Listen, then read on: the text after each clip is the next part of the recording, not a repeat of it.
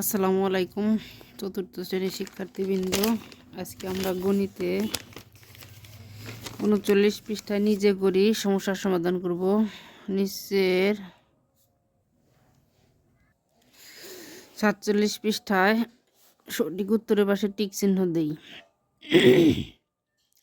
৯৭০০ গুণ ১০০ কত?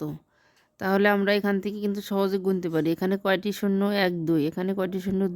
দুইটি। তাহলে মোট কয়টি শূন্য? 4টি শূন্য। তাহলে এরকম যত গুণ থাক তাহলে আমরা সংখ্যাগুলো শূন্য সংখ্যা গুনবো। তাহলে এখানে আমার 3টে শূন্য, এখানে আমার 4টে শূন্য, নিশ্চয়ই আমার এই 4টে শূন্যটা হবে।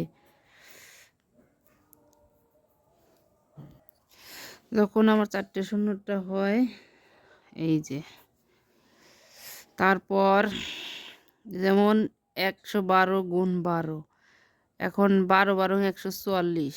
এটা হচ্ছে ফাঁকা ঘরে কোন সংখ্যাটি কোন অঙ্কটি বসবে? এই যে 4। তারপরে 78 গুণ 40, এখানে 3120 হচ্ছে গুণক এবং গুণককে গুণ্য ধরা হলে গুণফল কত হবে? গুণফল কি? গুণ্য এবং গুণক যদি স্থান পরিবর্তন করে তাহলে কিন্তু গুণফল কি একই থাকে।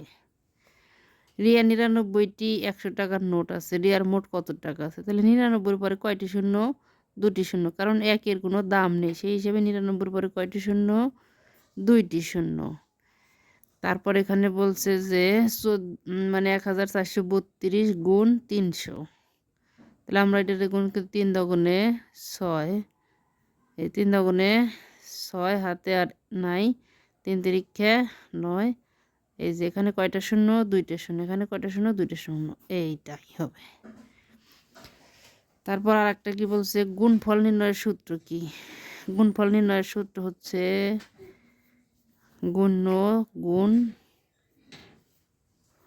গুণক সমান গুণফল। তারপরে 5600 গুণ 10, তাহলে কি হবে? এই যে 5600, 1 2 3, কয়টা শূন্য মোট?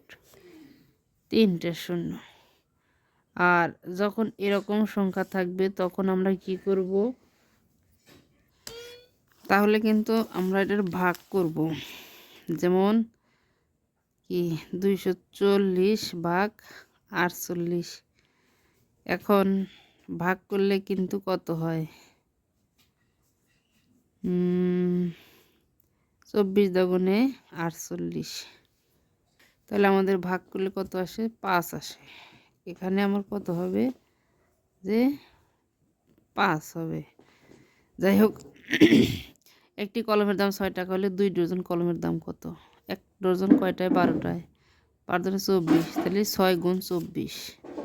1 ডজন সমান কয়টি? 12টি। 2 ডজন সমান 12 গুণ 2 সমান সমান 24 গুণ 6। 4 6 24, 4 হাতের 2, 6 দগুণে 12, 13 14, তাহলে 144 টাকা। গুণক স্থান পরিবর্তন করলে গুণফল কি পরিবর্তন হয়? দন্তের নয়কারের না।